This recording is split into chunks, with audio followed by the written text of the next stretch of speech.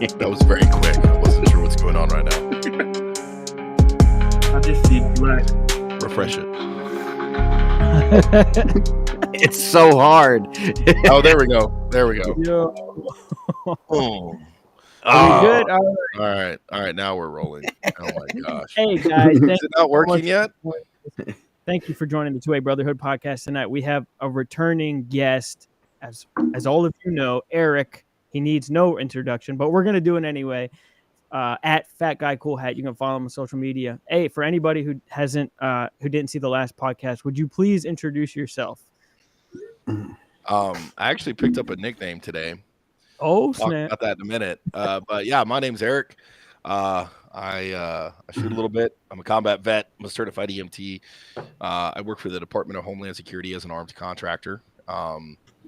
So I get to have a lot of interactions with federal law enforcement agencies. And the collective intelligence of most of them is that of a potato. And I think the terrorist attack in New Orleans kind of proves that point. But I shoot a little bit. I teach a little bit. I follow Christ. That is the most important thing. Amen. Probably should have started with that. Yeah. I swear a little bit. Don't hold it against me. It's from being in the Army. I try to hold bad instructors accountable. That is how I got started on social media. I've changed my approach to it a little bit. I'm a lot nicer than I used to be. But there has to be accountability because if you're a firearms instructor, people are looking to you for knowledge transfer. And if you're giving bad knowledge or you're giving 1980s, 1990s dogma or just stuff that you've heard your favorite gun tuber or blogger, whatever else say, and you don't actually have the practical, applicable experience to demonstrate, articulate, and reproduce that result in your students, you have no place being around a firearm, calling yourself an instructor, teaching people how to shoot. You are completely useless, and the industry doesn't need you. Wow! What an awesome intro. True words have never been spoken. That's a nice way of putting that stuff, man. Truer words have never been spoken. I guess that's better than the quote of the day, right?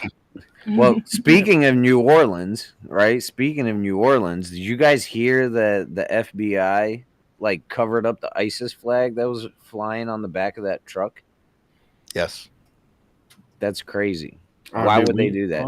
We got quite a few conspiracy theories to go into this podcast, but I have not heard that. There'll be conspiracies for a month, and then we'll find out they were actually true, like everything else. Who was the one who came out first and labeled it as a terrorist attack? I think it was the mayor in New Orleans. Yeah, and then the FBI came out and said that it wasn't, and now it is. It doesn't make any sense.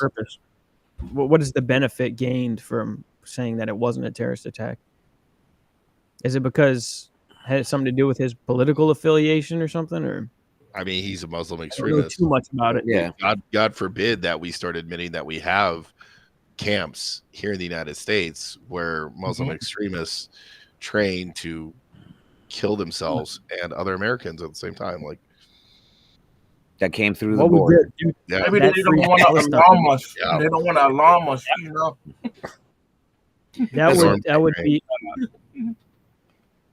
That would do some damage to that Free Palestine movement where, they go and riot in, major metropolitan areas. And dude, in New York, they were rioting right afterwards.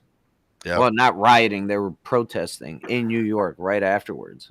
I think maybe if they acknowledge it, it might make Democrats support the Second Amendment. I don't know, man. Democrats suffer from deeply embedded psychosis, and they emotionally and mentally prohibit their brains from psychologically maturing or being able to use critical or subjective thinking. Like they say that in a nice way. They literally, they quite literally, because of, so the problem with most anti-gunners, whether they're Democrats, Republicans, conservatives, liberals, people that say I support the Second Amendment, but they take away their mind's ability to actually cognitively develop. And what happens is anytime you tell them something that is remotely uncomfortable, but it is true, they will automatically attack it because they think it's an attack on them, which it could be, it could not be. I mean, I could be attacking someone's information just cause, and that person instantly gets defensive. And it happens a lot. It happens a lot when I see stuff. I see guys, you like the practical tactical quack.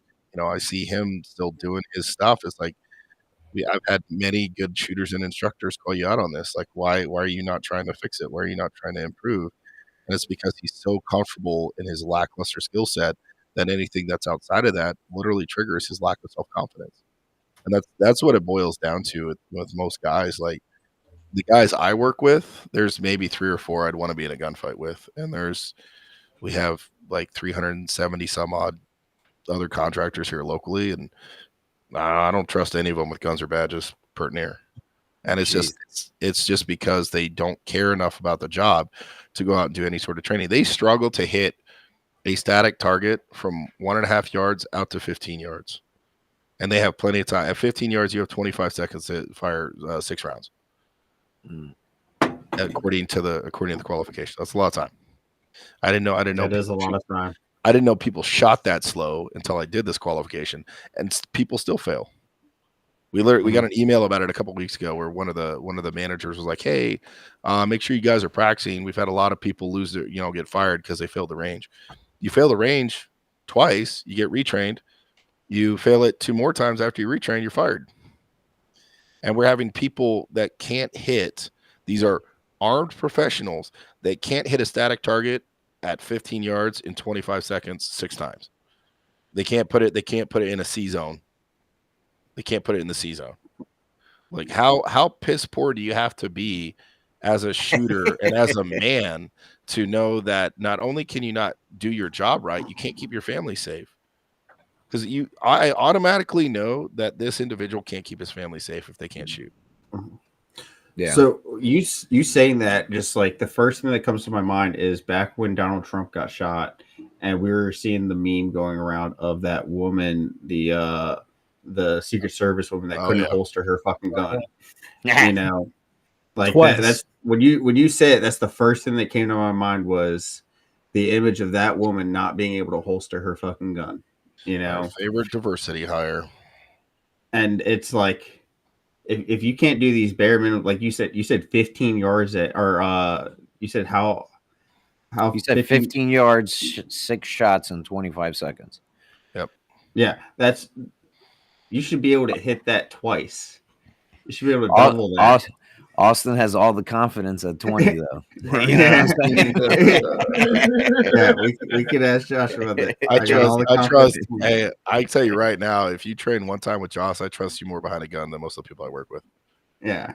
I guarantee it. I just know his level. Josh's level of excellence when it comes to just the dogged determination he has behind shooting is incredible. Because it's nuts. Well, you'll like this. He says that he said that he has never seen someone so confident at 20 yards before. Oh, really? When I shot, he didn't hit shit though. I didn't hit shit. Subcompact. Well, as long as it looks cool, all right. Yeah, I was shooting a subcompact 40 for the first time. So, but oh man, yeah, but get yourself a 9mm, dog.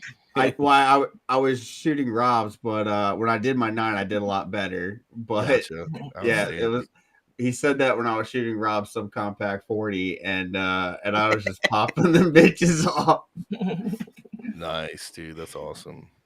Austin heard beep, and he was just like pow pow pow pow pow pow pow, and just started running. Hey, good for you, man. The big thing with just like learning how to shoot right is it's learning the speed. It's learning to balance your speed and your accuracy, right? Mm-hmm. Because there is no slow is smooth, smooth is fast. It's a myth. You can be fast and you can be accurate. You just have to find the pace where you can be accurate. And for everybody, it's going to be different, and it'll increase with more training.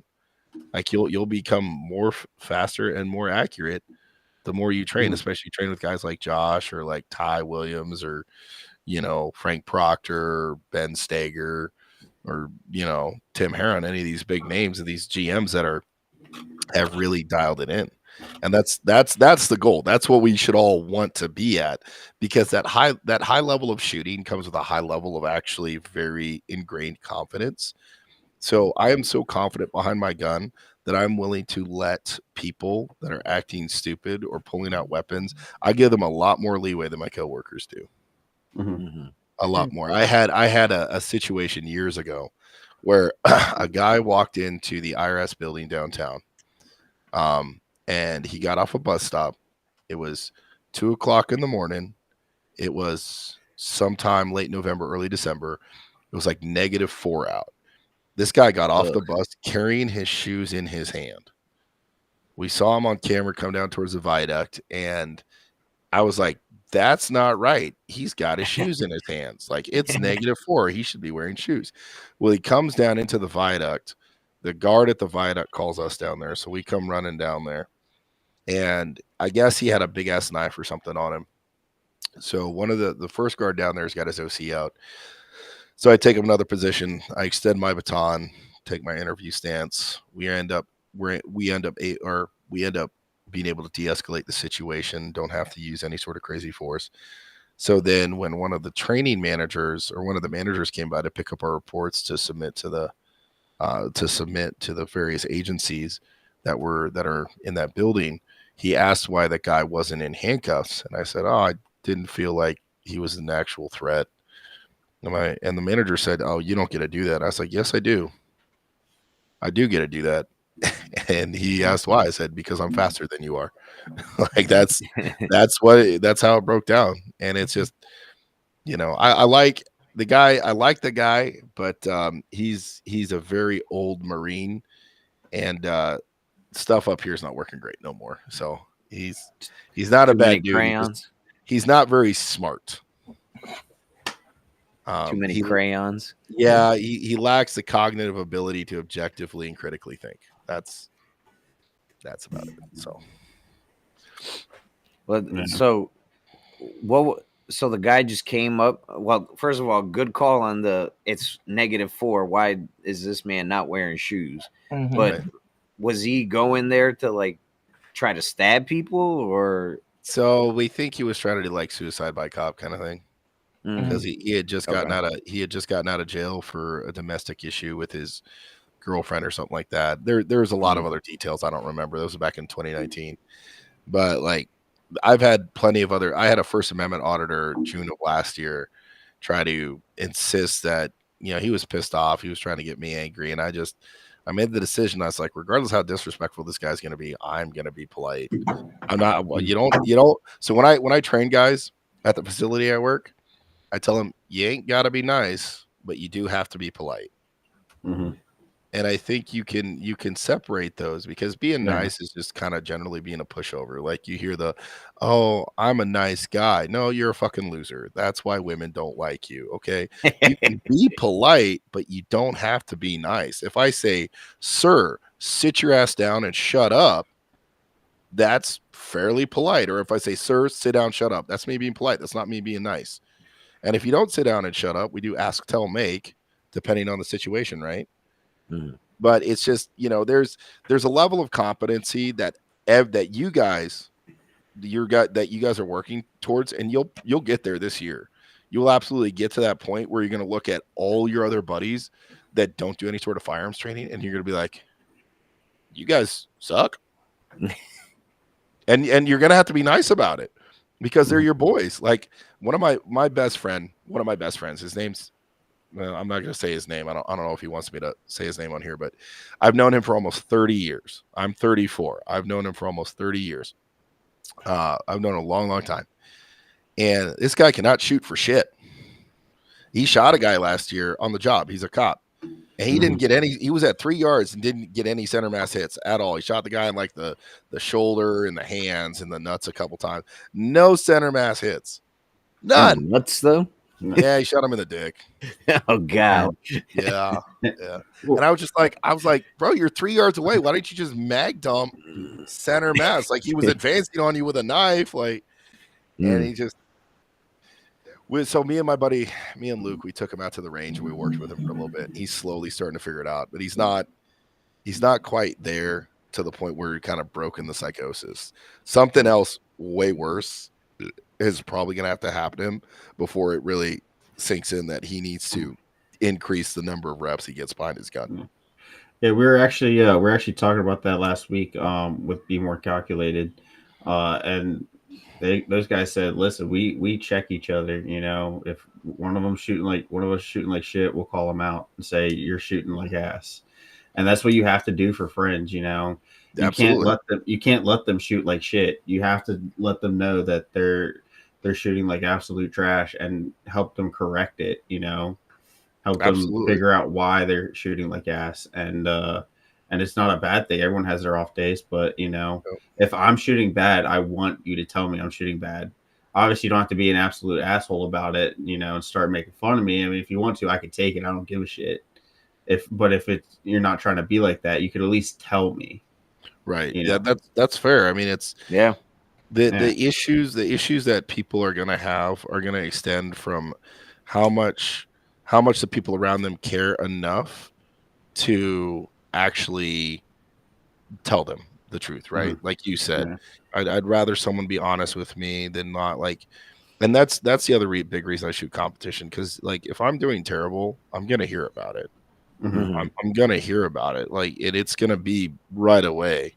And you know, it's come to a point where I don't even, when people are critical of my shooting, I don't even get defensive anymore, because it's, you know, that thought process is so broken to where I don't actually know as much as I think I know. It's like I've made tons of progress. I've absolutely made tons of progress.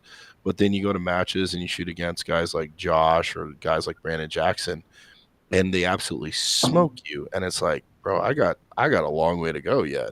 Yeah. That was the one thing that I told everybody after me and Rob went to go train with H. I was like, bro, you have no idea what's out there. Like, you have no idea what's out there. Like, before I took that class, I was like, I got this. After that, I was like, nope, I need a lot of fucking work. I'm sure H enjoyed kicking y'all's asses a little bit. Oh, yeah. I mean, and the best part is, like, he was nice, but an asshole at the same time. It was amazing. Mm-hmm. It's like he called you a dumbass, and you were like, I know, but like, and he's like, this is how you fix it. Yeah, that's. I mean, I love H to death, man. He's such a good dude. Mm-hmm. Yes. Yeah, man. That was fun. That was fun out there. Absolutely. Yeah, absolutely. My biggest thing is like what really appealed to me about H. So Henry is the exact same in person as he is on social media. Like I can't say enough good stuff about the guy. I mean, he's been clean from heroin for 10 years now, and it's like it was. I know we're supposed to be talking about guns, but I want to brag on Henry for a little bit here. He called me the day of his 10th year anniversary, which was last month. He called me to tell me about it.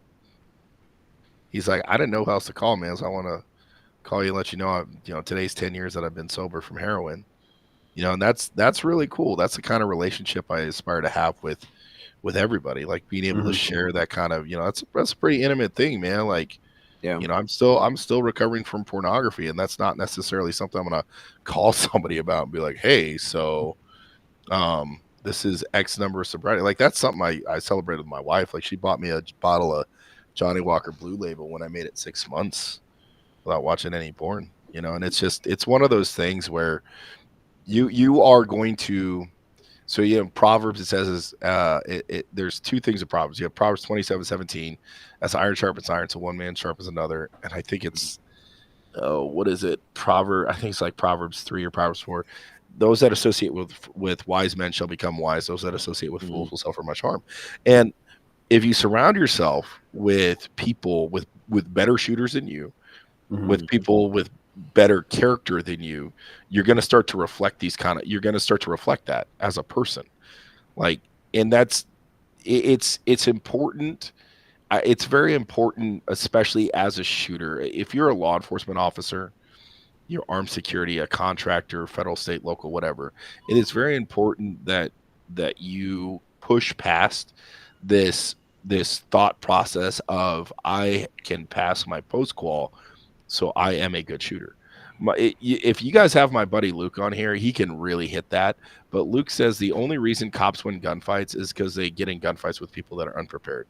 Mhm. When cops get killed, it's because that other person was prepared. And again, it is easier to bury cops than it is to teach them how to shoot.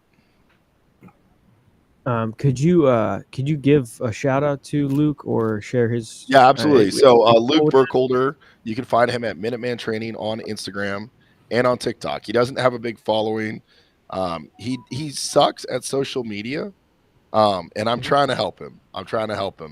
But he's a great dude. You could just look up Luke Burkholder on Instagram, and he'll pop up. He's that nerd looking dude right there. That's him.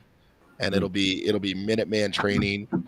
And he is a legit, he looks like a nerd. Don't let it fool you, man. He'll kill you dead.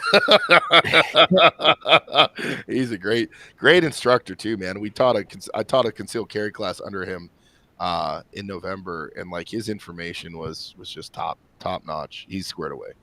So is he out in Kansas too? Yeah. We teach out of Kansas, man. Absolutely. Whenever you guys decide to roll up here, I got a guest bedroom, and I've got 4 lazy boy reclining chairs. So I mean, I could comfortably if you guys don't mind getting cozy, I could pull out the trundle and we could put like 3 or 4 dudes in the guest bedroom and another 4 guys in the basement. And I'm 30 minutes from the range, so I'm absolutely okay rolling that.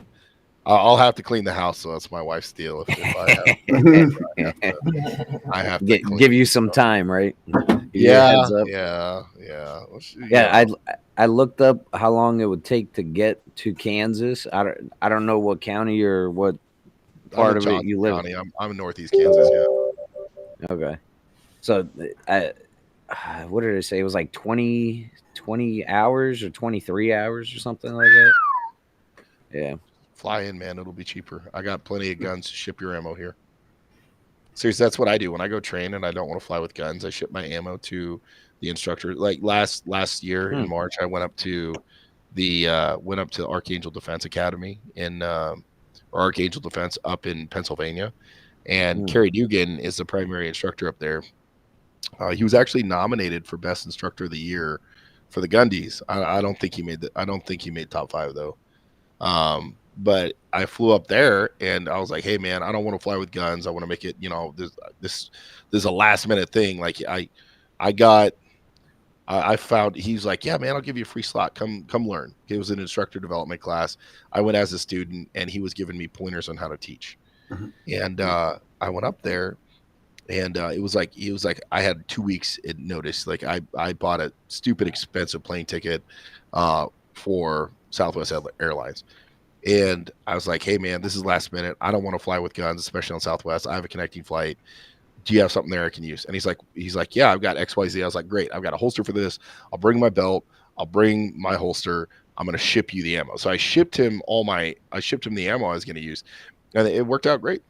So, I mean, by that time I might have a bunch more CZs, Lord willing. So, you guys just ship a bunch of 9mm, and dude, I've got belts galore from Warhorse. And if you guys wanted something, I could ask Seth nicely. You might leave with some goodies. You might just leave with that. Goodies. Yeah, that we got belts for when we went to go train with Josh. So we got anchor point holsters and mag carriers, and then we got Warhorse belts. Yep. Outstanding. That's awesome, dude. Yeah, it's nice to see that there's, it's the other big reason why I'm so adamant on becoming a better shooter is because as I continue to progress as a shooter, I'll be able to better design products that are going to help other people become better, right? Because your gear is this much of your shooting. But if you're here and you need that much to get to here, that's going to help. Yeah. Nope. Citizen Defense said the last he checked, average law enforcement accuracy or hit rate was 20%. It's 18. It's 18%. Yeah, and with handguns in the United States, this is local, state, federal, and county law enforcement. When using a handgun in any sort of shooting incident hit what they're shooting 18% of the time. And that is somewhere on the human body. That is not the mid-thoracic cavity, which is where you're supposed to aim center mass. That's just anywhere on the body. They affect actual stopping hits to the thoracic cavity 2% of the time. Mm-hmm. So if a cop shoots at you 100 times, he has a chance of actually stopping you twice. And again, the reason why cops win gunfights is they shoot at people that are unprepared. They have massive volumes of fire, and it's like they spray and pray. That is all they do. If you are 50 yards away with a red dot and a pistol, and you're not a cop, and you have gray matter between your ears that functions, and a cop shooting at you, you could easily smoke that dude, easily kill him at 50 yards. And that's, again, the whole, I harp on this, and I have, so Jess Payne, I have to brag on Jess Payne real quick here. He is a cop in Arizona. He is one of the shooters for Anchor Point. And Colin has actually gotten on to me about shitting on cops so much because he's like, we can't advertise my products to cops if you keep shitting on them, which he's that's fair. But Jesse is a cop. Jess is a cop in Arizona, and he is also a competitive shooter. He is a very good competitive shooter. I think he's an A-class carry optic guy, but he echoes a lot of these sentiments, and it really infuriates him because he is doing this all the time, and he has to deal with this on a much more interpersonal level than I do. I work with 3 guys throughout the week in most cases. I know 2 of them really well, or I work with 3 guys. Let's see here. Coop, Reed, Sam. Okay. I work with 4 guys throughout the week. One of them I only see for like 2 hours a week. He's nice enough, but terrible shooter. So, but you know, my circle that I have to deal with is very small, and the guys there know what I'm about.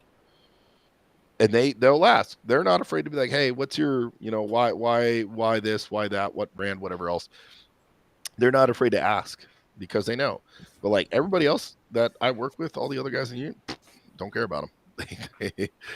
they like, it's pretty bad. It's pretty bad. That's all. I'm going to leave it at that. But yeah, Jesse's a great shooter. And he gives me hope.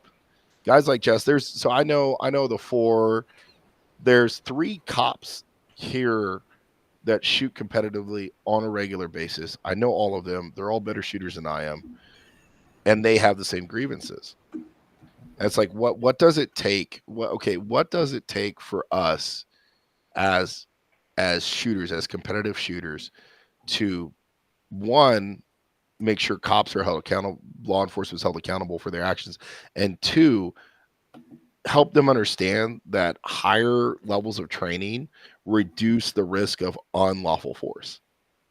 Like, how do we get there? How do we get from point A to point B in this situation? And I don't know. I have no idea. Most people that are anti-gun, they don't become pro-gun until something really violent that impacts them. Like somebody breaks in their house and beats the crap out of them.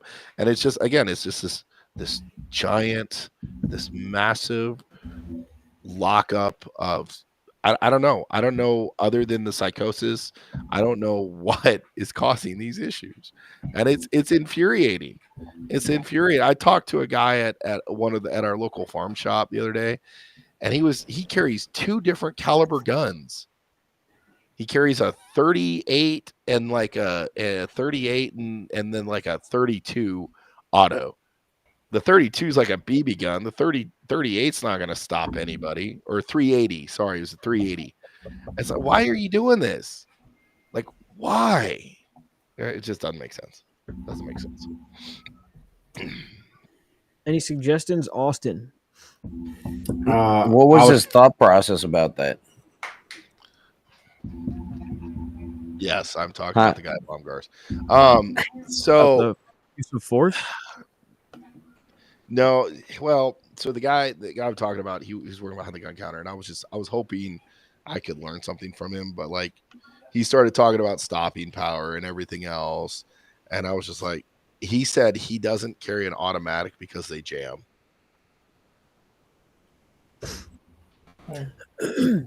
Yeah. That But was his only anyway. reason.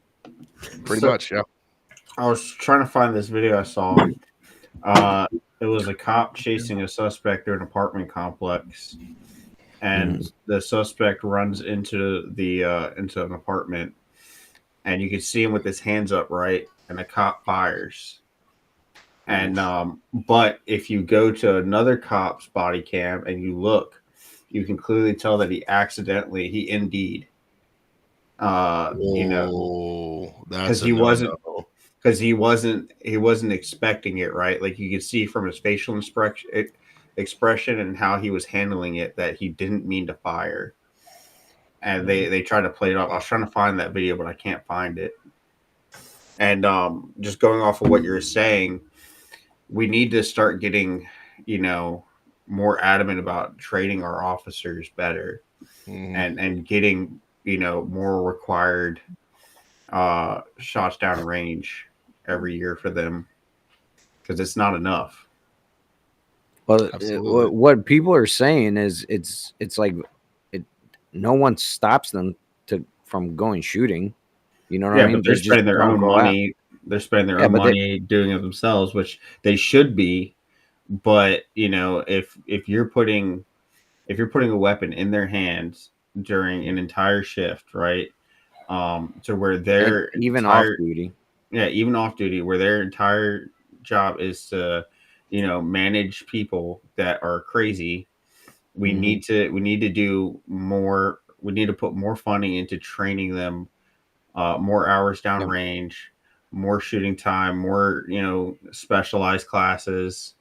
Just handling all this stuff, and just talking with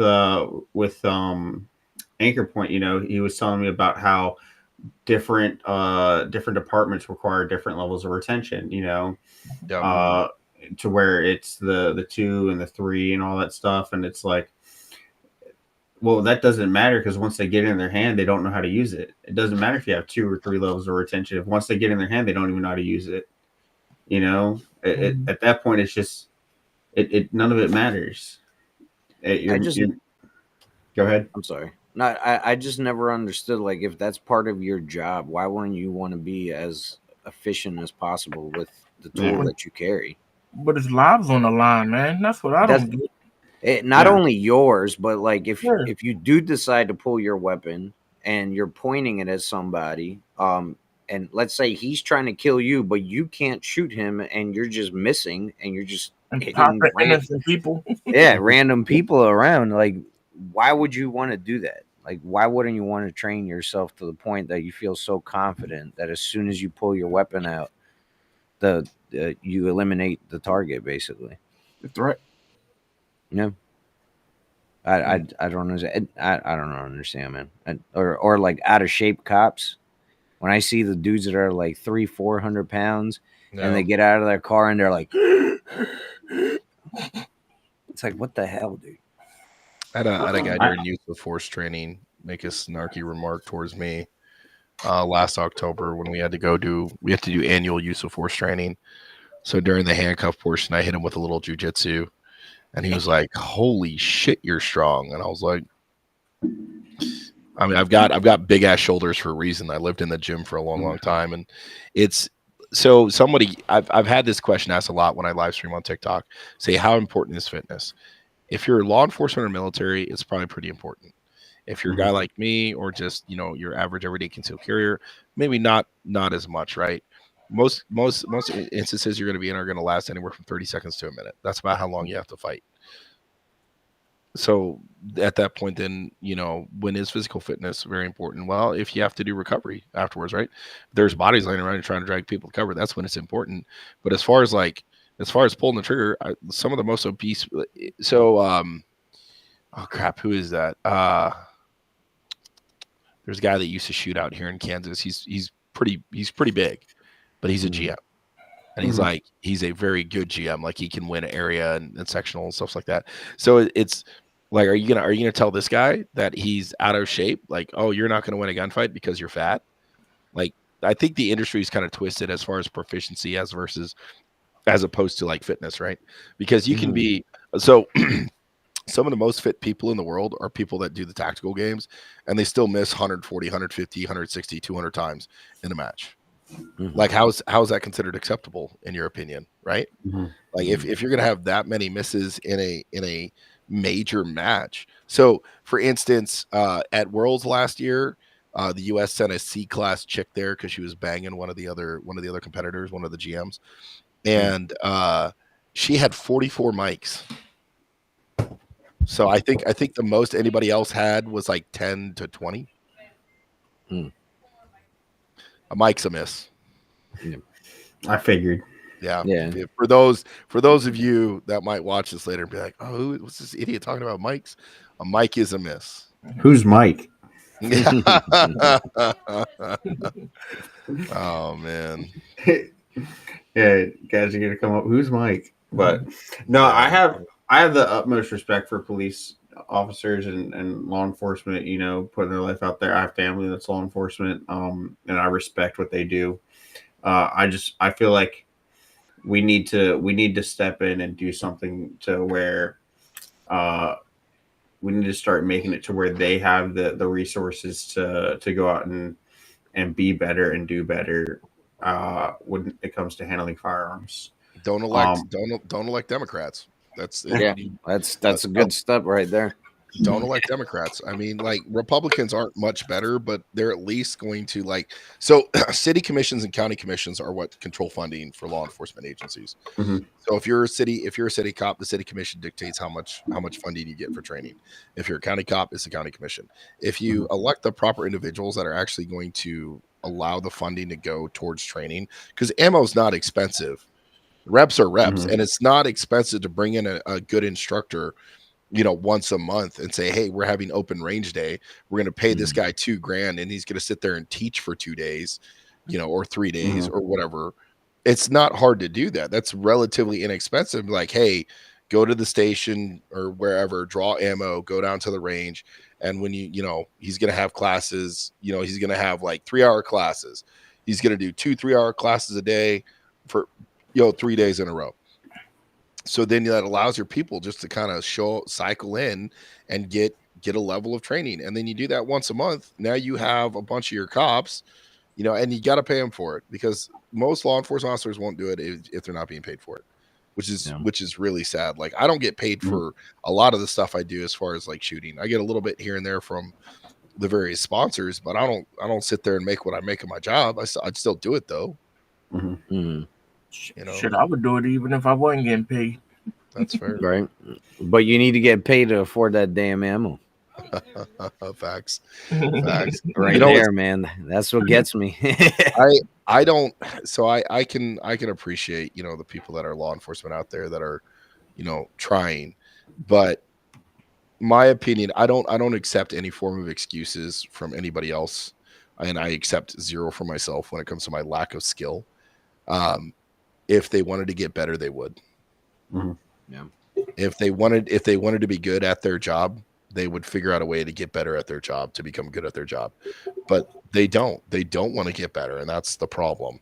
And when you have this whole like, hey, let's help you get better, I don't want to. You're not gonna change that person's mind. Yeah, you can't motivate people that aren't motivated. Absolutely. Yeah. Absolutely. You can't. I mean, I've tried for many, many years with many, many people, and it's if they don't have the motivation in them, like there's nothing that can change. It is what it is. Yep. And they say people change, but it's like very freaking rare. That's like getting a whore and expecting her not to whore. You know what I mean? You have a 99% chance of failure. Do you mean turning a hoe into a housewife? Yeah, that right there. You got. Well, you can turn that. You can't turn a home into a whorehouse. God damn. You can't turn a whore into a housewife, but you can turn a home into a whorehouse. That's when you put a red light bulb. Money off that. Just like the neighbor, remember Josh, your neighbor in Owens Mills, she always had a red light on. Yeah, you know what that means. It's time to party. Yeah, You talking about across the street, right? Yeah. Key. all right. So we've gotten past all the bitches and gripes. Let's get into the weeds. Let's get into actually how do we get better at shooting? All right. Step one, shoot competition. I would say step one would have to be you have to change your mindset. Yeah, absolutely. Like we just touched on that. Austin, I think, touched on that. You have to change your mindset. You have to go from the Chinese say you can't fill a cup that's already full. Even though the person who has the cup thinks it's half full. Does that make sense? So you have to change your mindset. You have to go into it. And for me, like when I started shooting like a bunch a couple of years ago, shooting like USPSA and stuff like that, I was like, man, I want to become a GM like right now. I want to become a grandmaster right now. I want to be one of the best shooters in the world right now. But it's kind of slowed down a little bit where it's kind of like, you know, I enjoy the journey. I enjoy meeting people along the way. I enjoy this, you know, I enjoy progressing at a little bit of a slower pace because that's just, I like to have fun when I shoot. Right. So changing your mindset is going to be like the first building block. And you want to have good building blocks, right? Because if you build a house on a firm foundation, it's going to stand, right? Whereas if you build a house on sand, it's going to collapse. So when you have these building blocks, the first one, I'm going to change my mindset about it. I'm not going to go into this journey thinking that I'm going to know everything. And that's the hardest part. That is legitimately for me, it was getting smoked by a 12-year-old girl at a match. That was the break. that was the break in my psycho. Dude, my pride was so wounded. My feelings were so hurt. I didn't shoot for like 6 months after that. I didn't touch a gun. Damn. For 6 months after that. And then the first time I touched a gun after that, I tried killing myself, which was, you know, whatever. And obviously that didn't work. We're happy that didn't work. Yeah, I'm very happy, man. God's got a plan for me. But so step one, change your mindset. Step two would be like I talked about earlier. I touched on surround yourself with people that want to get to the same place. My buddy Rody, he and I, we shoot IDPA together quite a bit. We shoot a little bit of USPSA together. And he's a carry optics expert, and so am I.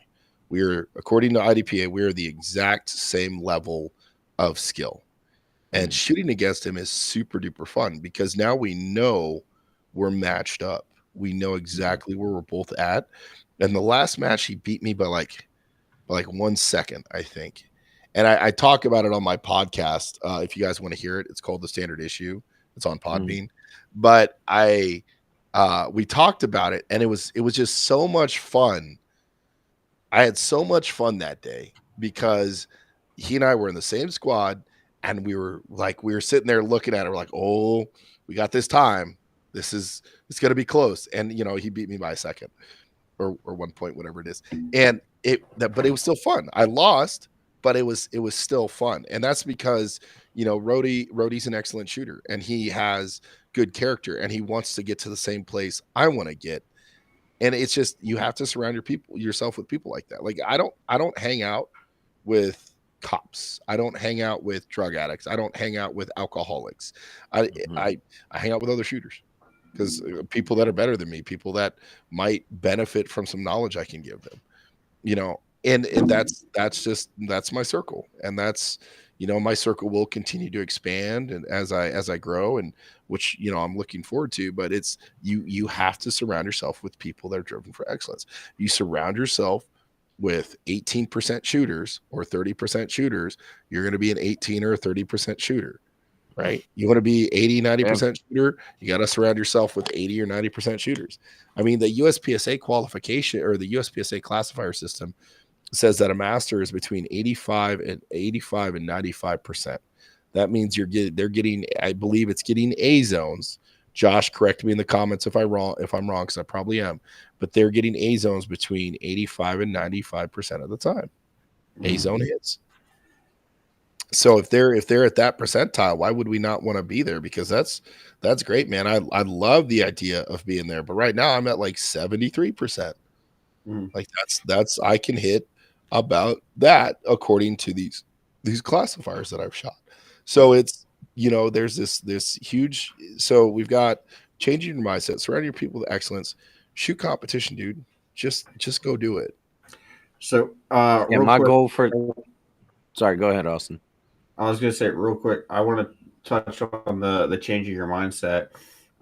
You touched on earlier about how you had a pretty nasty loss and you stopped for a while, right? Yep. That actually reminded me of a quote: "Failure means to change your path, not your goal. If good. you fail and you don't really hit your expectation, like you were saying, you want to be a grandmaster right now, you know." Yep. If you don't get that, that doesn't mean to change your goal. Just change your approach, change your outlook on it, and come at it at a different angle and start working it. You might not get it today, you might not get it tomorrow, you might not get it in the next 5 years. But that doesn't mean to give up on it just because you're not getting it, you know. And that's one thing we really need to focus on is if you're not hitting the shots you want, if you're not getting the results you want, don't give up. Just find a different angle and work it, you know. Absolutely. Yeah. That's good, man. That's good. Yeah, this year my goal is to shoot 4 USPCA matches. Awesome. That's a good goal, man. That give one every quarter. That's pretty good. That's still more than most than the other 160 million gun owners out there. So dude, because of you guys, man, because of this community that we have built with this podcast, it's been eye-opening and it's so awesome. Like, we haven't had a single person that we've met through this podcast that's been an asshole. You know what I mean? You know, if you bully somebody bullying works, okay? It works. Well, bring bullying back. Rob's 25. Yeah, baby. Rob's been bullying me since we started shooting because I shot like shit, and he still makes fun of me. I used to shoot the pinky a lot. Let's just say that much. That's like right. Little tips of the quarter. And the nuts. And the nuts, yeah. And the nuts. Hey, for you guys, again, I don't know if I've said this already, but as you progress, enjoy the journey, man. Just enjoy your time on the range, enjoy your time learning, enjoy your time shooting. Because the moment it stops becoming fun, like I've taken a pretty big break. I haven't shot a match since actually, hang on, let me jump on Practice Score and tell you. I want to be sure about this. So the last match I shot was a PCSL match, November 16th, obviously last year. This is the longest span concurrently that I have not shot a match in 2 years. It's been just over. I'm about at 2 months, and I'm probably not going to shoot a match this month, and I'm probably not going to shoot a match next month because it got to a point where it wasn't fun. It felt like a job that I didn't enjoy. And I never thought I'd ever get to that point. So it's like, it'd be great to be in the firearms industry. I would just want to do gun stuff all the time. And I forgot, it's like, once you're in the industry, it's a job. And the moment it stops becoming fun is the moment you're going to kind of lose your ability to really enjoy what you're doing. So enjoy the journey. Don't burn out. And it's okay to take breaks. It's okay to step back and say, I need a break from all this. I got to put my guns down for a little bit so that way I can kind of reassess and recharge. Decompress. Yeah. I mean, that's with everything in life. You know what I mean? Absolutely. Yeah. Absolutely. Yeah. So to get on Practice Score, right? Yeah. So how do you get on there? Do you just sign up for a match and they automatically enter you on there, or? So what you're going to do, if you're brand new to Practice Score, I'm going to log out so I can talk you through it. So step one, you'll go to practicescore.com and you'll click on register. It's going to be at the top right of the window. Once you click on register, it's going to ask you for an email, a password, your first name, and your last name. You can put in whatever you want for your first name, last name. The email is important because once you set up your email and confirm your account, you can get on Practice Score, and then there's going to be a match tab on the top, and it's going to be on the top left of the screen. You're going to say Practice Score powered by Sig Sauer. Scores matches. And then what'll happen is it'll sync to the GPS on your computer or whatever tower you're using, and it will highlight matches that are local to you. Like right now, if I click on the matches local to me, it brings up a bunch of USPSA matches at Mill Creek, brings up the IDPA matches that are at Mill Creek. I zoom out, I scroll a little bit to my left. There are matches listed in Topeka. There's a tag match on April 11th. Oh, I might try to go to that. But yeah, there's and they're down in Ottawa. They've got their PRS. The homos down there have their PRS matches. And so you'll go there. You'll click on one of these little circles. It'll show you what kind of. You can click on the details. Like I'm gonna click on one link right now. It's CCPS Topeka. It's January, so it's the USPSA match in Topeka, Kansas, this coming Saturday. And it'll give you all the information. You can either pay for the match online or you can pay in person, sometimes Venmo, normally cash. And you'll go. And if you're a new shooter, you need to show up a little bit earlier so that way you can get orientation, get familiarized with the basic rules and stuff like that. And that's it.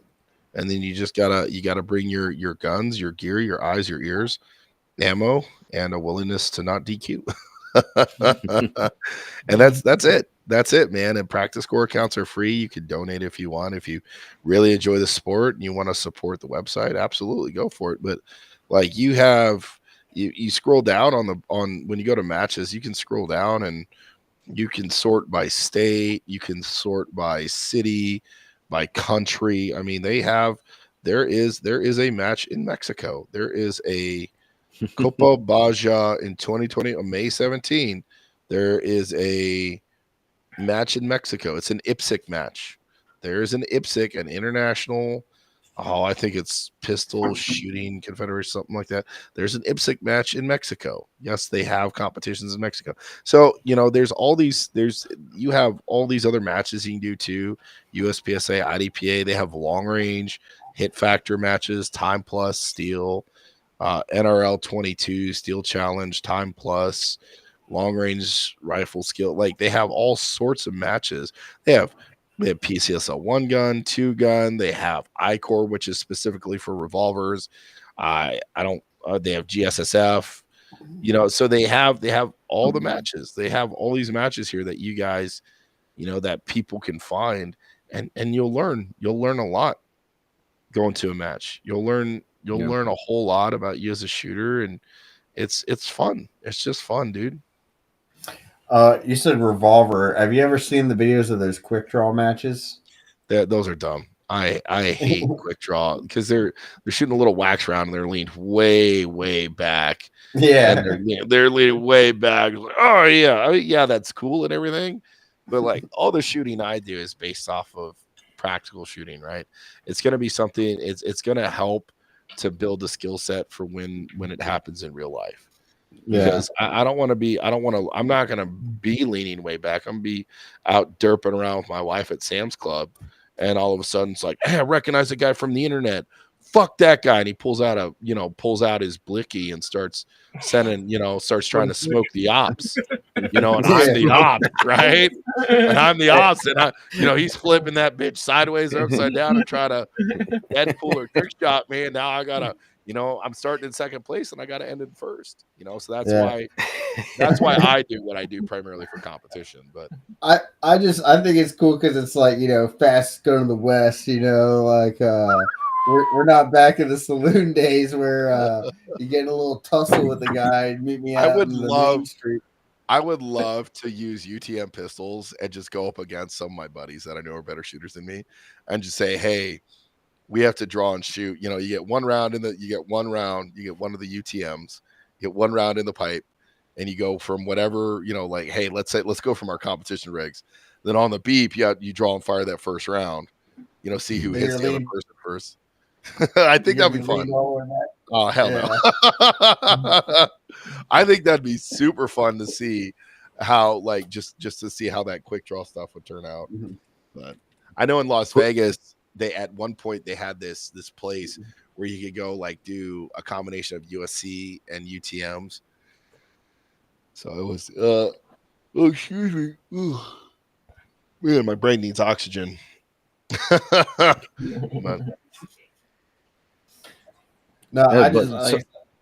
ahead. So how much does it usually cost to shoot a match? What's the average? for level 1 matches, $15 to $25. Okay. And how much ammo do you bring? IDPA matches anywhere from 75 to 150. USPSA 150 to 200. The last USPSA match I shot was Free State in August, and I shot 192 rounds.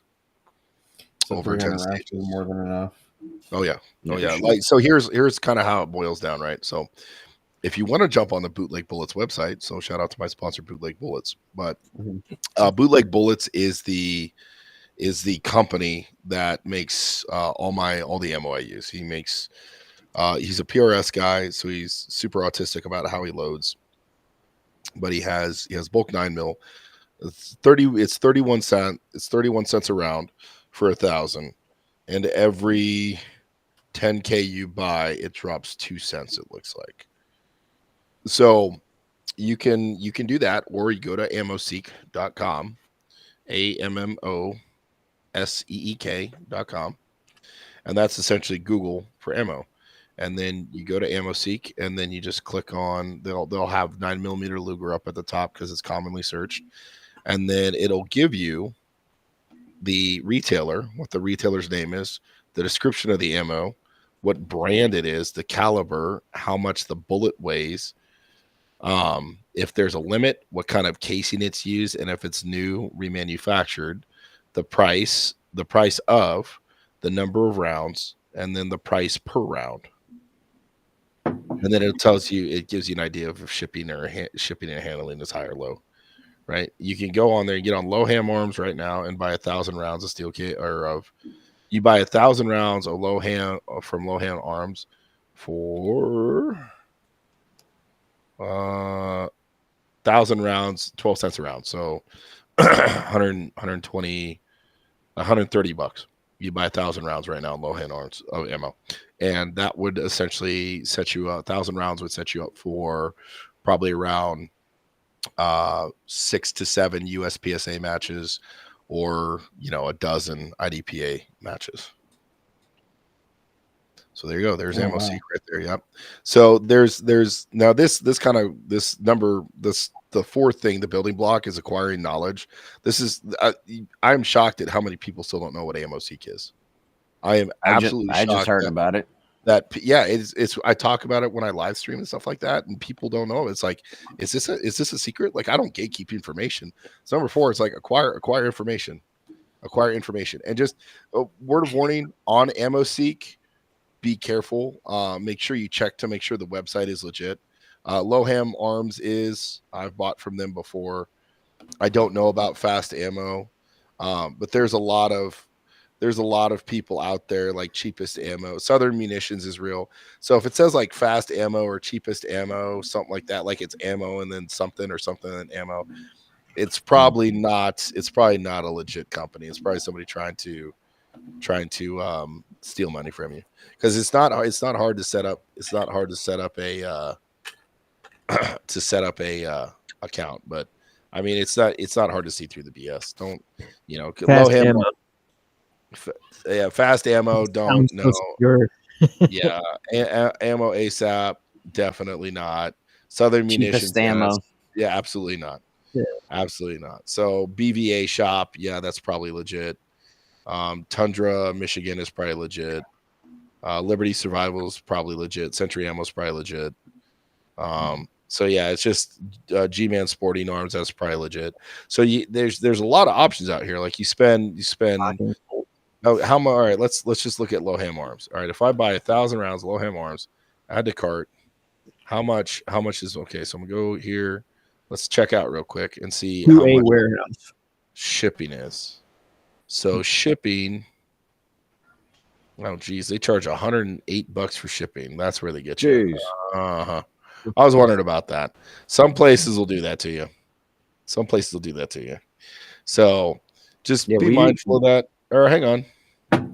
We usually go to bulkammo.com, and it's usually bulkammo.com. I've never heard of that. I learned something. Bulkammo.com. Yeah, man. Me and Rob has been getting ammo from there for, I don't even know, 10 plus years. Nice, dude. Oh, wow. And delivery is like within the week. They Wow. deliver right to your front door. Yep. I mean, even here, like 23, 24 cents a round is not bad.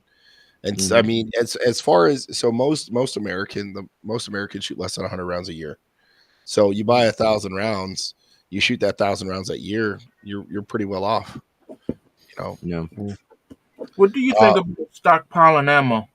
I do it. Absolutely do it. I try to keep like I tell people to keep like a 3-to-1 ratio, 3,000 rifle, 1,000 pistol. And the reason why is your rifle is going to be your primary weapon if things go really tits up. But it's always a good idea, I think, to have 1,000 rifle and 1,000 pistol just at home. So and then don't dip into that stuff ever. You keep that for rainy days, and then you go out and buy, because it's not like the 5.56 is super expensive right now. It's kind of it kind of sucks, but that's what it is. But as far as you don't think you should like rotate it, get 1,000, shoot the old, you know what I mean? And I stored in ammo cans in a climate controlled environment, dude. That stuff's not gonna. Don't believe the hype. Ammo doesn't work. It had to be setting for years, and I mean like several decades. And my ammo doesn't make it several decades, dog. So at some point it will get rotated out. I rotate my defense loads out about every quarter, so every 3 months I'll shoot my old hollow points, and then I'll do new ones. And that's because that's my carry ammo. I want to be ready on that. But like, I had ammo. I finished shooting the ammo I bought before COVID a couple years ago. I bought several thousand rounds back when it was 9 cents a round for steel case, and I shot a fuck ton of steel case. I miss those prices. You could buy 1,000 rounds in 9mm for $120. Yeah, me and Rob bought only one batch of 9mm back in the day. Yeah, just one time, and then now it's like it's double the price. Slap in the face. Yeah, I took my tax return the first year me and my wife were married, and I just dumped it out on 9mm ammo, and she had no idea. She just found out just now, actually. But we had probably 20 or 30,000 rounds of 9mm ammo. And it lasted us through COVID all the way up until the end of 2022. So the ammo I bought, before the great psyop, lasted us a while. Like that forward planning covered down. Yes, babe. What year was this? Don't worry about it. 2019, my dear. When I was working down in trouble. Oh, I'm not in trouble. She'll give me a hard time. She's like, "You don't trust me. You don't tell me anything." She shot it too, right? So yeah, she shot a lot of that, man. She shot a lot of that ammo. That means she gets the tax return of this year. Yeah, she's getting more than that this year. No, actually, I do want to say I did receive a huge blessing yesterday. Great way to start the new year. So a couple of years ago, 2022, I was in a really bad car accident. I was on the interstate headed to work, and a lady, and there was a slowdown, and because a sheriff's deputy had pulled somebody over, and so I slowed down, turned on my hazards. I was probably doing 30, 40 miles an hour. A lady hit me doing 80 something miles an hour because she was on her phone. She decided that being on her phone was more important than paying attention on the road, and she almost killed me. She hit me so hard that I was headed northbound on the interstate. I almost ended up in the southbound lanes because there was no barriers. It was just a ditch. Probably, I think that ditch is like 25, 35 yards wide. It's pretty wide, but she hit me so hard I almost ended up in the southbound lanes. And her insurance company has been giving me the runaround for a couple of years now. And the law firm I hired informed me yesterday that they accepted my demand letter, which is awesome because that's going to bring some financial relief to me and the wife. We're going to be able to hopefully invest a little bit of that for our future and get rid of all of we have a little bit of outstanding debt, not much, but we'll be able to get rid of it. And the Lord just saw fit to give me this blessing starting this year, and that's huge. It's really cool. Awesome, man. God is good. All the time. All the time. People are going to watch this big. How can this guy say he's a Christian and he swears and he shits on cops. Like, how? Dude, I get it all the time. I've seen a thing or two. I've been trying to get better at cursing, Mhm. but Yeah. it just slips out. I used to work in construction, Oh yeah, so it's like it's just programmed in my head. It's like F Yeah. this, F that. yeah. I used to work in oil field, so same thing. Rob, It's- Yeah. Rob, You know what? I want to be just like Rob. He never Yeah. curses. You know, it's hard being like this, man. It ain't easy. It ain't easy being a pimp, but there he is, looking good doing it, man. Dude, the worst thing is when I'm in my truck with my family and I hear Rob texted in the group chat. I'm like, great, the N word is about to be said, and the whole car is gonna hear it. One time he spelled it out. It was That's like great. N. It was like a bunch of N's, a bunch of I's, a bunch of G's, and a bunch of A's. Oh, And my God. car went crazy. I was like, I can't say it, but you know what I mean. It just Rob, can you pronounce it for us? yeah. No, don't. The last But, time I did that, we got banned on TikTok. Oh no! You know what right, sucks? I hear that stuff all the time from comedians, but yeah, that's funny. Even though That's funny. said it. Mhm. Oh man, But you know what? Curse words and cursing and stuff, no matter where you are, it all falls under free speech. it does. It really does. And that is the It's- best way hey. to do a quick segue into our sponsor. Oh, there we go. Oh, Yeah. there we go. So, yeah, I'm gonna. Can you make that number one? All right. That was awesome, Josh. Okay. A quick segue to our sponsor. This sponsorship is from Rumble, Ooh. one that is incredibly important to the survival of the company. When Rumble first started in 2013, they built the platform for small creators. They didn't censor or have biases. They were fair and treated all creators equally. No one thought platforms would censor political conversation or censor opinions on COVID, but they did. Facebook admitted they fell to pressure from the Biden and Harris administration. Rumble did not. They held the line. They are attacked daily for giving us a voice to talk to you. They are attacked in corporate media. They are attacked by governments like France. They are attacked from brands, advertisers who refuse to work with them. Corporate America is fighting to remove speech. Rumble is fighting to keep it. Rumble won't survive with brand advertisers. They don't get much of it. Watching our show on Rumble is the most they can ask from you. But if you really believe in this fight, and if you have the means, one major way you can help Rumble survive is by joining Rumble Premium. Join the community that believes in the First Amendment and believes in our human right to free speech. Rumble is offering $10 off and the promo code STUDIO. When you purchase an annual subscription, go to rumble.com/premium and use promo code STUDIO. Like I said, if you have the means, you believe in the cause, now is the time to join Rumble Premium. If you don't have the means, we are just happy if you watch us on Rumble. So thank you so much. Mhm. Thank you. Rumble's been good to us. Yes. Yeah. First of all, Josh, I want to give you credit. That was the most amazing, slick way of getting in on that. That was That was awesome. clean. That was That clean. was clean. Yeah. That was clean. That's why Real he quick, reads. thank We're getting better. None of us do, but he does. Lord- We're Gucci. Lord knows I can't read. Lord What knows I are can't words? read. Yeah. But At least the bills are paid now. So go ahead. yeah. But me and Dimitri actually have to tell each other when we're on speakerphone in the car, Yeah. and because Yeah. if he doesn't tell me, I'm dropping naughty words left and right, and then he sits there. It's like, dude, my kids are in the back and they're listening to everything you're man. saying. You Oh, know, that's so- good. great. It's gonna get the oldest talking. You know what I mean? Except it's just gonna be the F word. You know, I remember. It's just kind of talking about free speech. I remember when Twitter limited Trump to one. He could only post one character, so he posted the letter, the capital letter N.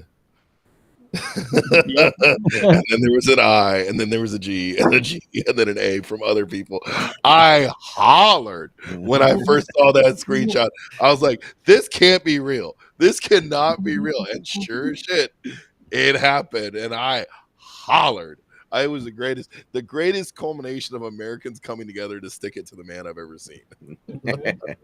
It was Dude, great. for real. Oh man. Dude, the comments from back in the day. I've talked about this on the podcast before, but so it was just like it was like a racist meme or something like that, and then it was just a black dude and a white guy just trading racial remarks. Oh, right? I know exactly what you're talking about. For yeah. like 10 pages, dude, and then they both just ran out of them, and they were like, "Bro, I'm done." He's like, "Yeah, me too, man." He's like, "Dude, this is why Martin Luther King died, so we could do this." Oh my god. All that is gone now, dude. Yeah.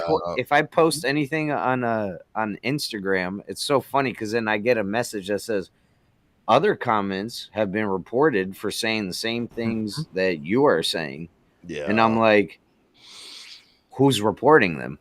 And Yeah. go fuck yourself. Yeah. The free speech is always under attack, man. Yeah. Always is. But The funniest thing was when Democrats were talking about how we were coming after their free speech. oh boy. You know, like you guys remember that when they were talking about we were coming after democracy and their freedom of speech. Yeah, basically, they were blaming everything on But they Republicans. want communism. Yeah. Look, if you're not American, you're probably a communist, and the only good commie is a dead commie. Yeah. Did you guys ever hear about the guy that was so dedicated to fighting communists? I think he fought in 3 separate armies. He actually fought for the Nazis and the Americans. The Finnish first, then the Nazis. Yeah, the Finnish and the Nazis, then he fought in Vietnam. The middle in that bag. So he was actually he was actually in special forces in Vietnam. Yeah. Yeah, I've read that story. That guy, yeah, and he was in the SS. Yeah, and he was so dedicated because he was so dedicated to fighting communism. He didn't care. He just wanted to fight communists. Yeah, and that's why he joined the Nazis, is because he was like, I just want to fight communists, and well, they were fighting communists. And I don't care which regime I have to join. I am fighting commies. I am killing commies.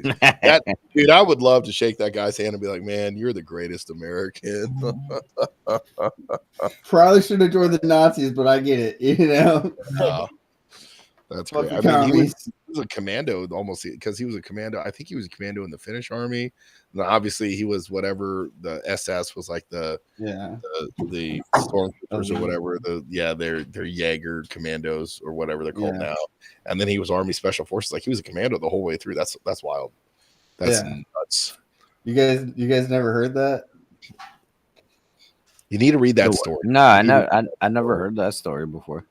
Yeah, he started fighting, like you said, the Finnish, and then when World War II broke out, he fought for the Nazis to fight against the Russians, and then afterwards he came to America, and then joined to fight for Vietnam.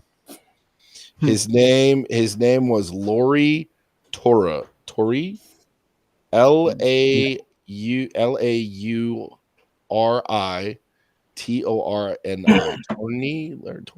Served for 3 armies during his remarkable military career. First, his country of birth, is Finland. Yeah, Finland. He joined the Nazi SS to fight against the Soviets, and finally he immigrated to the United States to fight for the American Army. He died in a helicopter crash in Vietnam. Jeez, that's wild, dude. What an absolute unit. Yeah, fucking what a ride though. Beast. Dude, what a ride. What a ride. Yeah. Not a lot of people know that. I'm actually very impressed that you know that story, because not a lot of people do. I'm a history buff, so something that Seth likes to do. So you guys know I have autism. I love tanks. I love tractor vehicles. Favorite? Oh boy, that's a toughie. A toss up between the M41A1 Walker Bulldog and probably the M26 E1-1 Super Pershing. So what was was it the Panzer or the Tiger was what the Germans had?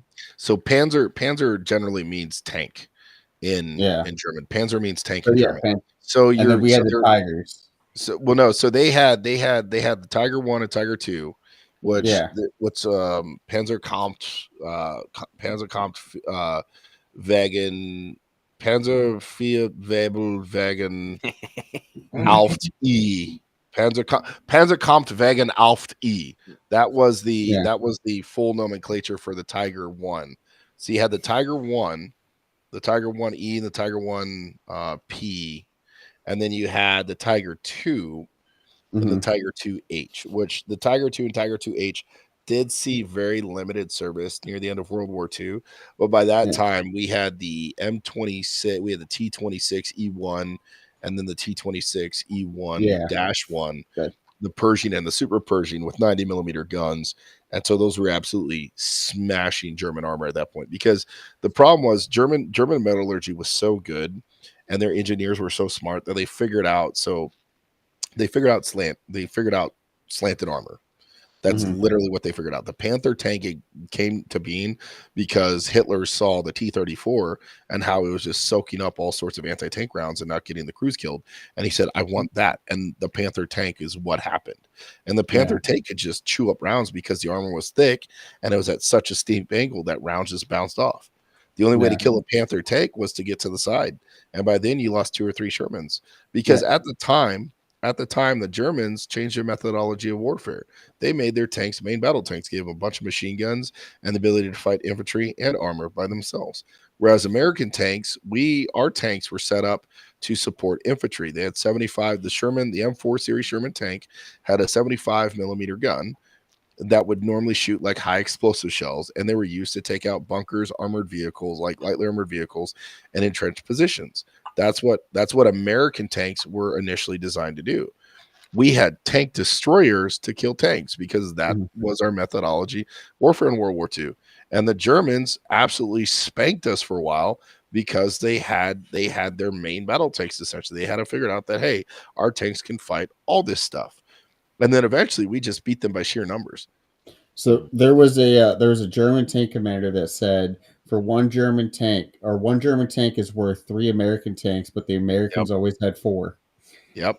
And that was actually something that they did. So we still practice that today. So platoons of tanks are 4 minimum. Yeah. But that was something that a German tank commander said, was that one German tank is worth 3 Americans, but the Germans always had 4. And that just shows the sheer power of America. Like, we're not even in Europe. Like, we're fighting in Europe, fighting Germans in Europe and everything, right? And we still have the capabilities of taking out a superior tank. Yeah. You know, it was crazy just because of the ability for us to throw fucking shit at it. Absolutely.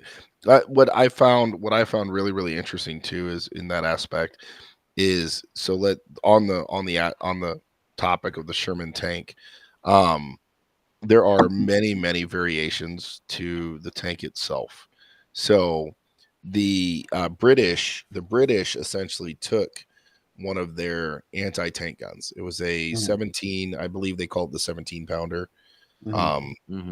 And it was an anti-tank gun. Normally it was on wheels. You'd wheel it around, set it up in position, you'd shoot it at tanks. They looked at the Sherman and they said, hey, can we fit our anti-tank gun in a turret of this tank? They could, but they had to flip it sideways because they couldn't open the breech. The breech wouldn't allow shells to eject. There wasn't enough clearance between the top of the turret and the breech for the gun. So they flipped it 90 degrees so that way the rounds would eject out into the side of the turret. And they had to cut the radio box out of the tank, had to weld it onto the very back of the turret. It's called the Sherman Firefly, if you're curious. But that was one of the variations that the Germans did. And eventually the Americans figured out that Sherman tanks, so the KWK 43 cannon that was on the Tiger, that was on the Tiger 1, was an 88 millimeter cannon. And essentially it was just an anti-aircraft gun that they put in a turret and then loaded with armor piercing high explosive rounds. That was German engineering. They're like, hey, we have this giant flat gun. Why don't we just put it in a tank, in a heavy tank, right? So the other aspect of that is the other tank that we ran into a lot that was killing the shit out of Shermans was the Panther One tank, the Panther One tanks. The Panther One had a KWK 42 gun, but that was a 75 millimeter high velocity gun. So the Germans did the same thing. They took one of their anti-tank guns and they put it in their Panthers. So the Tigers with the 88 mils and the Panthers with their super high velocity 75 mils. The American Shermans, the first edition Shermans that went over there, had low velocity 75 millimeter guns. So you guys know how to defeat armor: velocity plus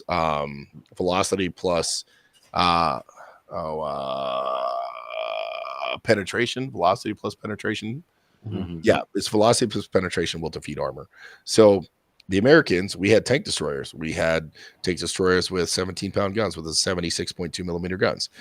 And then eventually we figured out that the increased armor needed increased firepower, the Panthers and the Tigers. So we produced the M36 Jackson, which had a 90 millimeter gun.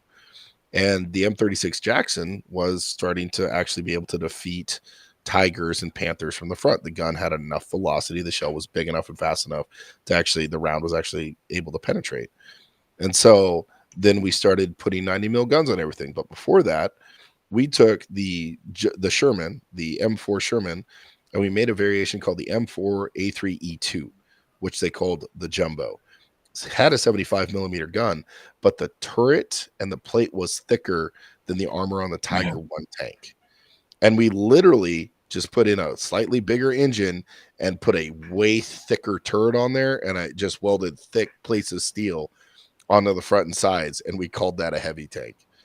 Now, they did build a variation of that with a 76 millimeter gun, the 17-pounder, so it had a little more potential to kill enemy tanks from the front. But then eventually, we went down the line of building the T26 and then the T26 E1-1 and the M26 and the T26 E1, which were the Pershing and Super Pershing. And those were heavy tanks with a turret that had a 90 millimeter gun in it that had really aggressively sloped frontal armor and lower glacis armor to help deflect shots. And that's what happened with warfare. It became arms race, and it was like, they have better armor, so we need better guns. They have better guns, so we need better armor. And that's exactly what happened. Now you have tanks with spall lining, depleted uranium armor with layered DP layered stuff, so that way they can take APFSD rounds. So it's just, it's very interesting. But I mean, I can keep talking about tanks if you guys want. I can do this for hours. So I got drove a tank? Huh? Have you ever drove in a tank or? Yeah. So I've been in the Bradley fighting vehicle, the M2, M3 series. Those aren't tanks; those are tracked vehicles. I have driven in an Abrams one time, an M1 main battle tank. I got to ride up in the turret for a little bit. That was fun. Tracked vehicles ride very smoothly on roads. The only downside is the Bradley's very top heavy, so it likes to tip over. And it likes to throw track, which essentially, so you have a bunch of road wheels and you have your drive sprocket and you have your return wheel. So the road wheels are those big rubber wheels you see on the bottom. They're on individual suspension, so they roll over stuff. Your drive sprocket on the Bradley's in the front. So you have one on each side, and that's what actually pulls the track. The problem with the drive socket is that if you turn too hard, you will literally unhook the track from that drive sprocket and you can walk the track off. And now you can't move. Well, you can, but just in a circle, because now your drive sprocket's just spinning, but it doesn't have track to grab onto to move. So when that happens, you have to stop, you have to get out, you have to break track. It's a whole process. It's a pain in the ass. 0 of 10, do not recommend. So I got 2 questions for you, right? So number 1, how do you feel about the movie Fury and the actual story of War Daddy? And number 2, what do you feel about the Mark I, the first tank in World War I? Because that was when tanks were really introduced in World War I. Trench warfare. So yeah, Fury is actually pretty. It's fairly accurate as far as like historical commands go, and the whole, because I think that convoy started with 5 tanks and they ended up with just 1.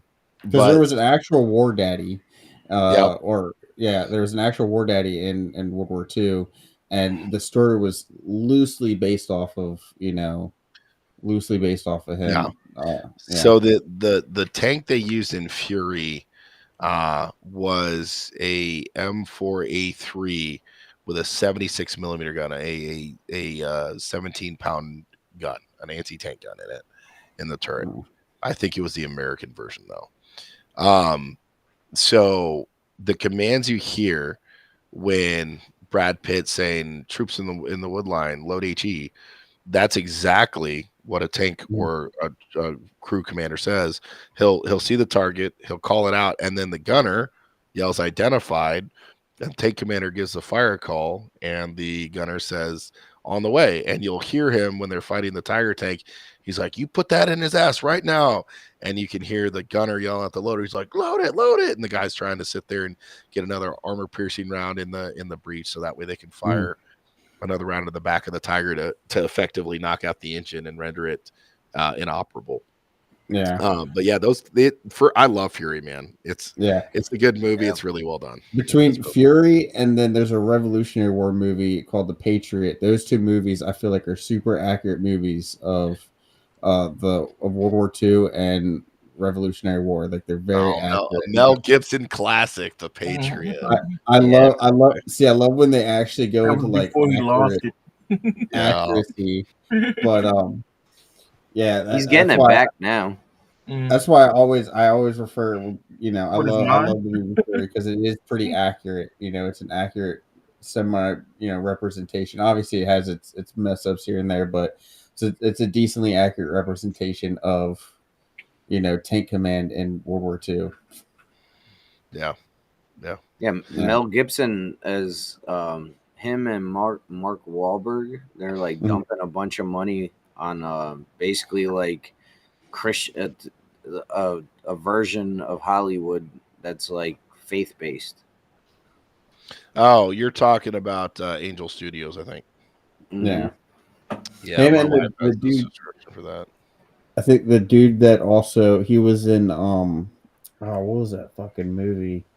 It was a true story of the dude he was a walk-on. Rudy. And he was a walk-on and then ended up getting drafted to the Colts and then died. Yeah, he played for Arkansas. Yeah. I think the dude that played his brother in that movie is also part of the Angel Studios. You're talking about Neil. Is it Babe? Who's the guy who runs Neil from Angel Studios? He's got the blonde hair. Neil Madonna. Yeah.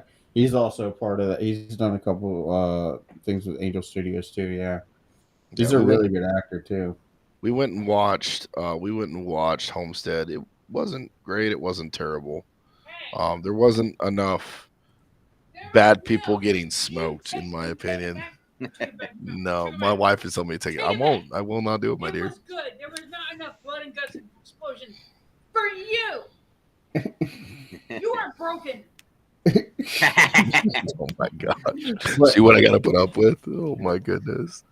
Eric, are you a Rambo movie kind of guy? When there's like a person dying every 2 seconds. The Expendables is one of some of my favorite movies out there because they're unrealistic, but they're just straight action movies. Have you seen The Beekeeper? Yes, The Beekeeper's pretty good. John Wick, I love the John Wick movies. They're good. Yeah. As far as like realism, I think the most realistic war movie out there is probably Black Hawk Down. Or Saving Private Ryan. I would say those two that's movies my are favorite. probably the most like era specific. Band of Brothers was a solid show too. They got a lot of stuff. They had some really good consults there too. They had a bunch of World War II veterans that were like, "Hey, this is how we did it. These were the tactics we used and shit like that." And it's really well done. It was really well done. So yeah, Band of Brothers. Not a lot of people realize the scene where the dude was from Washington or Oregon or something like that, and he was fighting for the Nazis. Like they did that. Like people actually migrated back to Germany to fight for the Nazis, from America, and so you had Americans fighting, for the Germans. But not a lot of people realize that. So it was really cool to see that actually put into the show, and it was like it was a small piece, but it was something that showed like their research and the information into it. Oh boy, here comes the snow. We've been prepping for it. So Sunday we're supposed to get anywhere from like 7 to 13 inches of snow or something like that. Mm-hmm. So it's about to happen. Got my truck filled up, got my tow strap set up. So if we end up not going to church on Sunday because they cancel the service, I'll go pull people out of ditches. Yeah. But Hey, here we were supposed to get a bunch of snow, but it was supposed to start today and snow Friday, Saturday, Sunday into Monday. Now it's like maybe Monday. it was supposed to be for here. It's supposed to be Sunday, Monday. Monday, yeah. Yeah. Yeah, Sunday, Monday. It was supposed to start Sunday night and end Monday night. So, yeah, now it's just looking like it's just going to be Monday for a part of the day. It's going back and forth, so I guess we'll really just see how it goes. Fair enough. Yeah, Fair enough. but yeah, man, I could sit here and talk for hours about about World War I, World War II, Oh yeah. Civil War, Revolutionary War, all that stuff. I'm big into history as well, man. I haven't dug as much into the tanks, but I'm super big into that stuff. So Hey man, if you get into War Thunder, let me know. I play that game a bunch. yeah. I That's a play good War one. Thunder, and I've been playing War Thunder since 2014. I have logged, I think, 10,000 hours in the game. One thing I started researching, I don't know if you guys have ever heard of it, was the baby cages at the end of World War II. Oh yeah. Yeah, not a lot. So baby cages. You guys have probably heard of the fact that at the end of World War II, Hitler was recruiting German youth, children, to fight in the war. Right? You guys probably heard that. Yeah. Mhm. So at the end of that, all the Allies were wondering what to do with these kids because they've been indoctrinized to having these Nazi ideologies, and they didn't know what to do with them. So they can't just send them back out because they're probably going to end up going to communism, and they didn't want that. They didn't want them in socialism. They didn't want them going to communism. So we're going to teach them about democracy and not to fucking hate people that aren't, true blood Aryans. Yep. And so they set up a POW camp, and on one side they had actual prisoners of war. The other side, they were prisoners of war, but they were children that had a little bit better sleep accommodations, a little bit worse food rations, depending on who you ask. And they had schools set up to where they were teaching kids about democracy to hopefully not push them towards communism, because that's like the next step. Oh, socialism doesn't work for us. Let's go to communism. And it was kind of like their way of trying to show them there's different ways of life. Gotcha. But they were called baby cages, which it wasn't actually cages. They had tents, but they were in a POW camp, and they were in an actual fenced-in prison yard in France. So Wow. yeah, but I've been doing a lot of research on that recently. Did you do research on Operation Paperclip? No. Where they brought all the German scientists to the U.S. Oh yeah. And NASA and Yeah. Well, I got my own thoughts about all that, but any closing questions? I'm getting really tired, dude. I got you. So good. Yeah, I mean, we could end it right now. This has been an awesome podcast, dude. We appreciate we you actually coming on. actually talked about shooting this time. Yeah. It wasn't just an autistic rant on how much I hate Kamala Harris. All right. So real quick, by the way, have you seen the video of the fact that she doesn't know the Pledge of Allegiance? Yes, I have. That's hilarious. I find that hilarious. And she was going to be the president. I pledge allegiance to the United States. Yeah. of the United States. Well, She she's, said it- she's un-American, dog. She's a communist. She's What a do we do dumb with bitch. communists? Well, her Oh, father taught and who said it? Someone said it. Her father taught in San Diego Marxism. Oh wow. He was teaching Marxism in San Diego, Shocker. Yeah, so it's like, where do you think that was going to go? I know, right? So earlier I talked about this I just remember this, the nickname I picked up from some guys I shoot IDPA with, and they nicknamed me Full Send.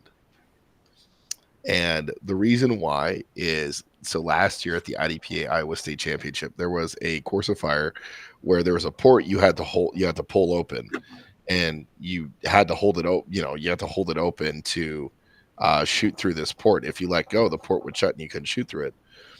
So I looked at this port and I was like, is this big enough to fit my fat ass through? So I asked the SO and I'm like, hey, can I just pull this up and just jam my face through here? And he's like, as long as you don't break the 180, it's not a penalty. And I was like, cool, thanks, man. And he's like, yep, no problem. Like, he probably thought I wasn't going to do it. I don't know. Or maybe he did think I was going to do it. So anyway, I go through, I hit the port last, yank the thing open, jam my fat ass in there, finish the course of fire. He holds it open for me so I can get out. But yeah, so they call me Full Send now. I like it. But if you guys are interested in shooting a major match, I don't know how far south or north or east. Or you guys are out east. You guys are out by Josh and them. Yeah, Maryland. I'll be working Iowa State. I'll be a safety officer for Iowa State this year. If that's something you guys want to do, it's a relatively small major, but it's super duper fun. The staff is really cool. The club is really, really nice. They set up they had a crack house. They built a crack house last year. I loved it. It was fucking great.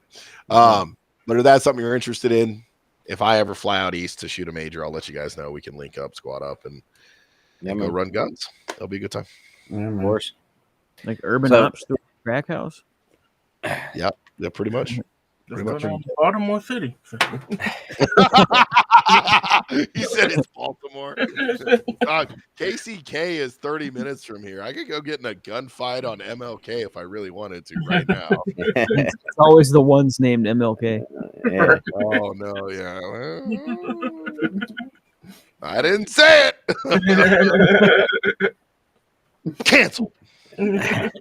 But all right, everybody. So we are this close to being on all the podcast platforms. Right now, if you go to iHeartRadio and Amazon Music, last week's episode is up right now. We're trying to get on Spotify. We're trying to get on Apple and all the other stuff. It's coming soon. Website's coming soon this year. We're working this month. That's even better. So we're working on all this stuff, and yeah, man, and we appreciate all the people that watched tonight. We're starting to get more and more people in here. So, and obviously, we appreciate you, Eric, for coming on here and having a good time with us. Fat guy, cool. That's right. One of these days, you'll get an actual competent shooter in here that can keep me on track. But until that happens, nah, we like the random rants, man. Yeah, that's what makes it fun. That's fair. That's fair. Yeah. If you guys are curious, I'm sponsored by Warhorse Ordnance, Anchor Point Holsters, Arrowhead Tactical Apparel, and Bootleg Bullets. I'm trying to narrow a big name sponsor right now. I can't say who it is because still in talks. Oh, and Gideon Optics. I forget about that. That's my newest one's Gideon Optics. So you guys got questions about those sponsors, want my promo codes.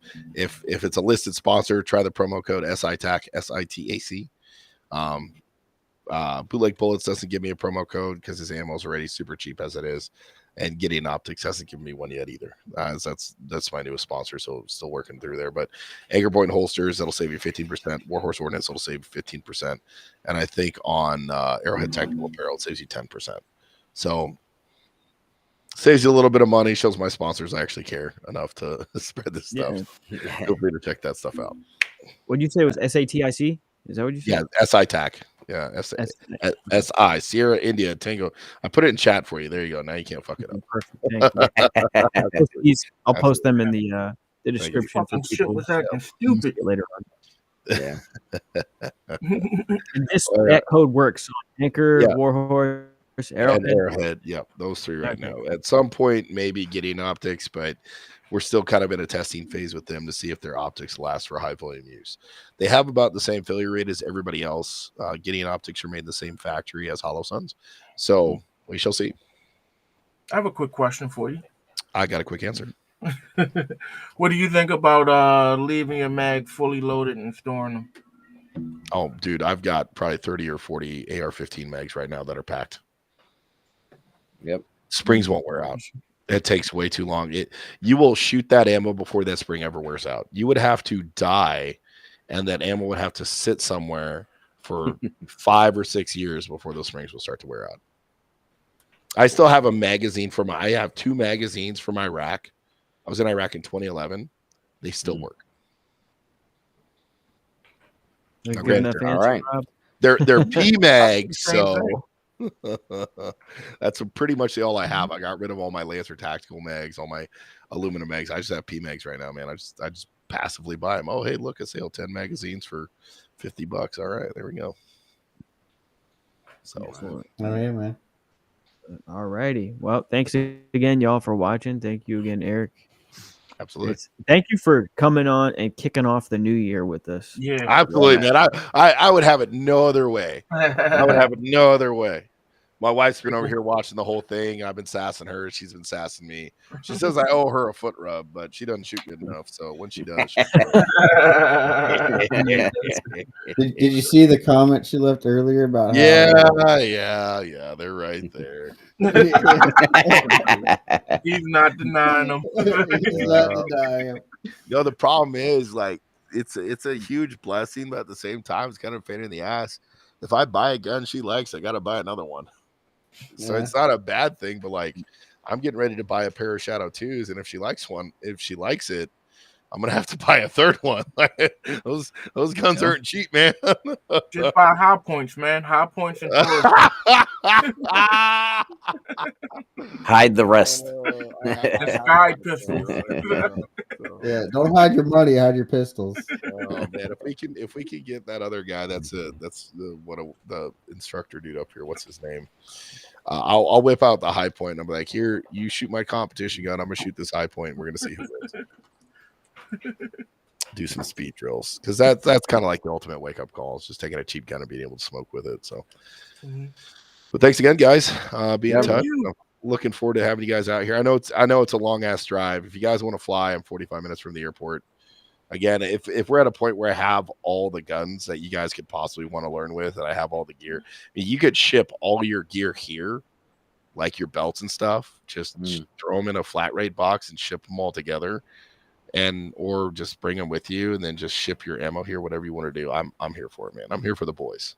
I am here for the boys. And obviously, I would have to check with Luke on prices and stuff like that since I'm working for him, but it wouldn't be too terribly expensive. I don't know. Okay. Maybe a couple $100, maybe less, maybe more. I have no idea. Oh yeah, brother. All right, sounds good, man. What's All right, everybody. Depends on it, right? That's right. Yeah, that's right. That's very, right. very true. All right, God bless. Take care. God bless. Okay, bye. Once you get into that, you start getting into a situation, the slippery slope, where all of a sudden you're going to really violate the Second Amendment. I don't want to do anything to violate the Second Amendment. To me, the Second Amendment is very important. This is the awkward part where we wait. I love this country. Thank you very much. Yes.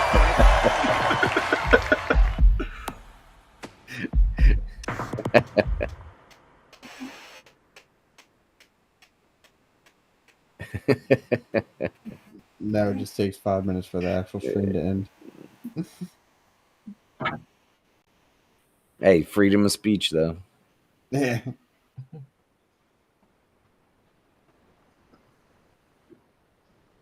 Let's see.